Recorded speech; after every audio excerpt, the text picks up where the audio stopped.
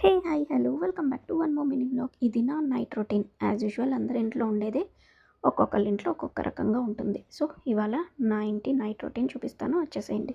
ఏం లేదండి, ఒకసారి అలా ఓవైపు పప్పు ఒకవైపు అన్నం అండ్ సైడ్ డిష్గా దొండకాయ ఫ్రై చేసుకున్నాను. సో ఇదన్నమాట. సో కిచెన్ ఫ్లోర్ అంతా క్లీన్ చేసుకొని ఎక్కడక్కడ పెట్టేసుకుంటే పొద్దున్నకి ఈజీగా ఉంటుంది కదా, అదనమాట. కార్తీక మాసం కదా, అందుకనే శివుడిది ఎలాగో నాతో విగ్రహం ఉంది కాబట్టి శివుడి ముందే అలా నేను బాబు దీపం వెలిగిస్తాము.